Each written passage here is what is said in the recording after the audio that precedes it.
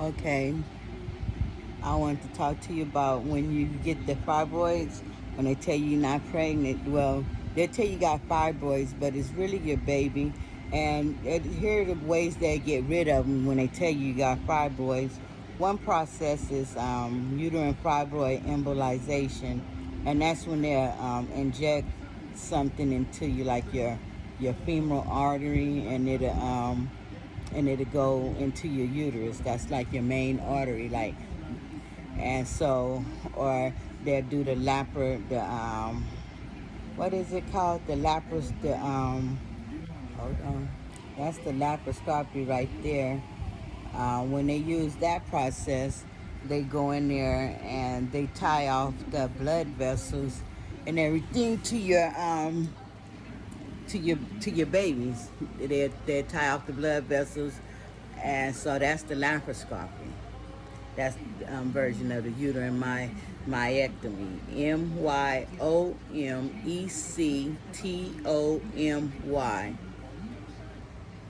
And those will probably be the scars that you'll be left with after that.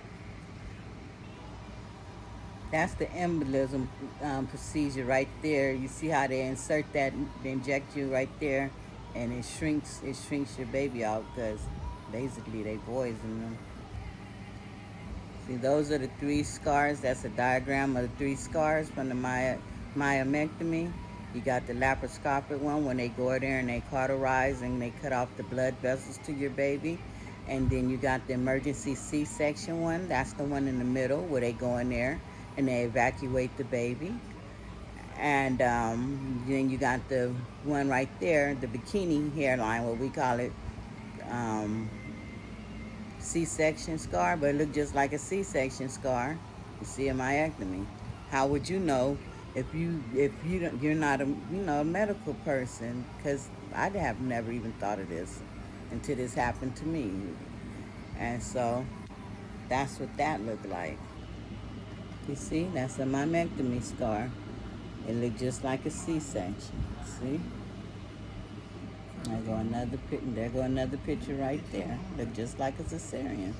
This is what your stomach look like with fibroids, but you see how that can be mistaken for a pregnant look. You see how that look pregnant? That's a pregnant person that they're saying got fibroids. That's an emergency myomectomy right there, which is really an emergency C-section when you come in there in pain and you just in so much pain that you like do whatever you got to do to take them out.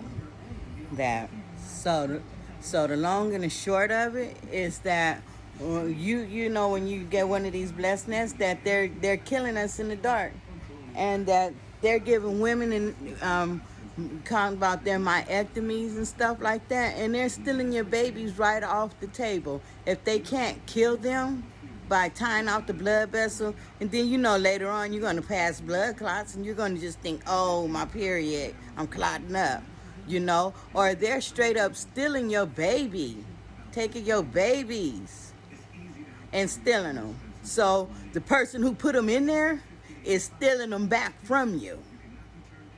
And that's what they're waiting on me to come in there in emergency like that. But you know what? I got pictures of my ultrasound. I have more graphic pictures to show you, but TikTok didn't want me to show you the truth of how they're going in there and they're gutting us out and ripping them babies out. But you go on Google and whatever Foxfire, Safari, whatever your surfing thing is, and you go look up them myectomies, and you go in there and you see how they just ripping us open and just open our guts and just stretching it open and stuff. You go and you look for the pictures yourself. I tried to post them, but they don't want me to post the truth on them horrific pictures. But I swear, go and look. They're killing us in the dark. And let me tell you the reason why that black and that white car follow, because they're the directors and nurses. They're the head of the women that's doing that. And those two hospitals I'm going back and forth to. I don't know if they queens, the two queens, whatever. But I see y'all. Y'all see us. Now I see y'all. And so that's why they've been leaving me like this for so long, because they're like, oh, go OD.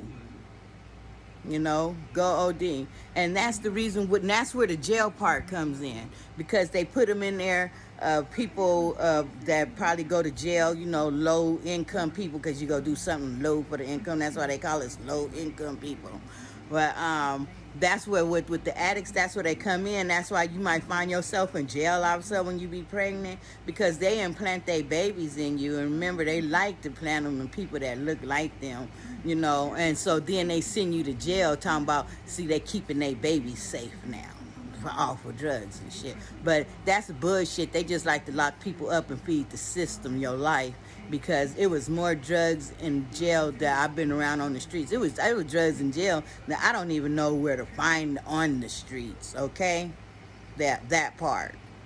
But you have a blessed day and a blessedness, and please go online and go look at them pictures of that myectomy, okay? And that's nothing. When you go to the hospital, if they tell you you can go change your profile picture online, they're really telling you that you can go use some damn speed or meth and go into labor and change it, okay? All right, y'all have a good day. And no. And remember, just because crazy things happen to you don't mean you're crazy. And they have mad scientists at that hospital. Remember that. You know they have mad scientists. And the mad scientists have gotten a hold to me.